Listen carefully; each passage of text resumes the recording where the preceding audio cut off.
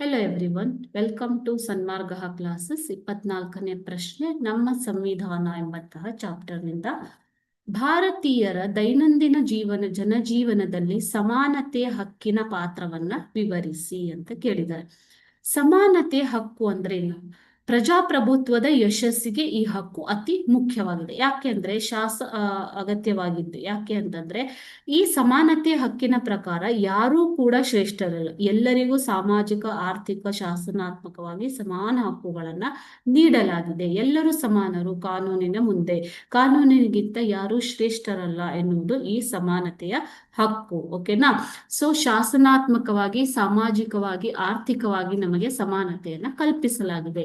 ಕಾನೂನಿನ ಮುಂದೆ ಎಲ್ಲರೂ ಸಮಾನರು, ಕಾನೂನಿಗಿಂತ ಯಾರು ಶ್ರೇಷ್ಠರಲ್ಲ. ಪ್ರತಿಯೊಬ್ಬರೂ ರಾಜ್ಯದ ಕಾನೂನಿಗೆ ಬದ್ಧರಾಗಿರಬೇಕು ಎನ್ನುವಂಥದ್ದು ಸಮಾನತೆಯ ಹಕ್ಕು. ಓಕೆನಾ? ಅದೇ ರೀತಿ ಜಾತಿ, ಧರ್ಮ, ಲಿಂಗ, ಜನ್ಮ ಸ್ಥಳಗಳ ಆಧಾರದ ಮೇಲೆ ಭೇದ ಭಾವವನ್ನ ಮಾಡಬಾರದು. ಸಾರ್ವಜನಿಕ ಸ್ಥಳಗಳು, ಅಂಗಡಿ, ಹೋಟೆಲ್ಗಳು, ಮನರಂಜನಾ ಸ್ಥಳಗಳು, ದೇವಾಲಯಗಳು ಮುಂತಾದ ಸ್ಥಳಗಳಲ್ಲಿ ಪ್ರತಿಯೊಬ್ಬರಿಗೂ ಯಾರಿಗೂ ಪ್ರವೇಶವನ್ನ ನಿರಾಕರಿಸುವಂತಿಲ್ಲ.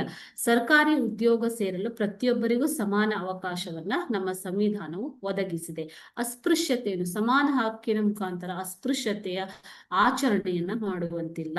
ಓಕೆ, ಸೊ ಈ ರೀತಿಯಾಗಿ ಭಾರತೀಯರ ದೈನಂದಿನ ಜೀವನದಲ್ಲಿ ಸಮಾನತೆಯ ಹಕ್ಕು ಅತಿ ಪ್ರಮುಖವಾದ ಪಾತ್ರವನ್ನ ವಹಿಸಿದೆ. ಇದರ ಮೂಲಕ ನಮಗೆ ದೇಶದಲ್ಲಿ ಎಲ್ಲ ಕಡೆಗಳಲ್ಲೂ ಸಮಾನವಾದ ಅವಕಾಶವನ್ನ ಕಲ್ಪಿಸಿಕೊಡಲಾಗಿದೆ. Okay, thank you.